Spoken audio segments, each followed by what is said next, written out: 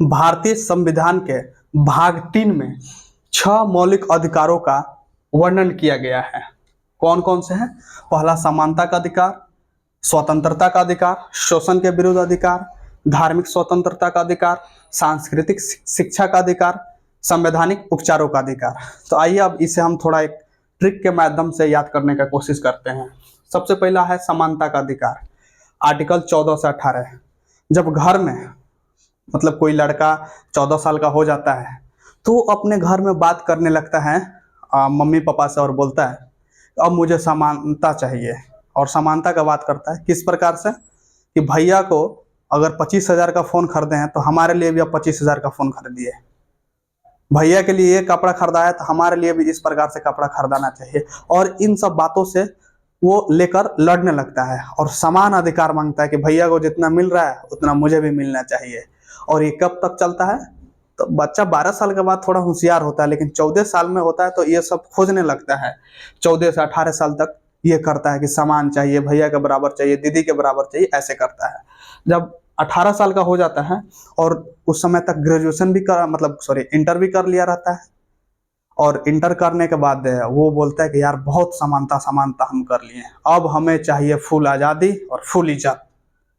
घर से बाहर भी जाता है इंटर के बाद बच्चा सब पढ़ने बाहर जाता है।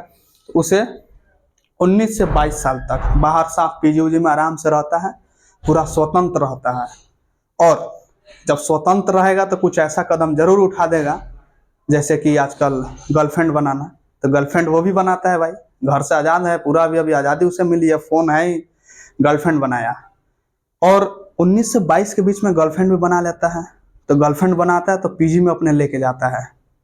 पीजी में लेकर जाता है तो पीजी में बहुत सारे लड़के रहते हैं और बोलते हैं यार अगर तुम गर्लफ्रेंड लेके आए तो हम तो पीजी ऑनर से बोल देंगे। तो वो बताता है भाई साहब देखो आर्टिकल 23 और 24 शोषण के विरुद्ध अधिकार, 23-24 साल तक लड़का शोषण के विरुद्ध अधिकार जपते रहता है। और अपने साथियों को बताता है शोषण के विरुद्ध अधिकार 23 और 24, इसी तरह उस 23 और 24 साल भी गंवा देता है। उसके बाद अंत में जब लड़की धोखा दे देती है तो बोलता है यार ये सब मोह माया है, छोड़ो ये सब। और उस समय उसके बाद वो सारा चीज जब छोड़ देगा, मोह माया हो जाएगा, तो वो कहाँ जाएगा? ईश्वर में विश्वास करेगा, धर्म में विश्वास करेगा। और उसके बाद वो धार्मिक स्वतंत्रता का अधिकार का बात करने लगता है, चारों तरफ बोलता है। इसी तरह उसका धार्मिक स्वतंत्रता में धार्मिक ये ऐसा धर्म चाहिए मुझे, ये धर्म हमें मतलब आज़ादी देता है, स्वतंत्रता देता है। 25 से लेकर 28 तक यही सब पूजा पाठ अर्चना करने में गंवा देता है। फिर बाद में जब 28 साल बीत जाता है तब तक घर से भी प्रेशर आता है, बउआ क्या कर रहे हो बाहर में रह के, नौकरी वोकरी लाओगे या ऐसे ही केवल मौज मस्ती में बिता दोगे? उसके बाद उसका दिमाग खुलता है, 28 साल का हो जाता है तो, और बोलता है नहीं अब ये सब करने से काम नहीं चलेगा, अब मुझे सरकारी नौकरी लेना है। तो फिर वो बात करता है शिक्षा का अधिकार। जब शिक्षा होगा तो सांस्कृतिक का भी बात करता है।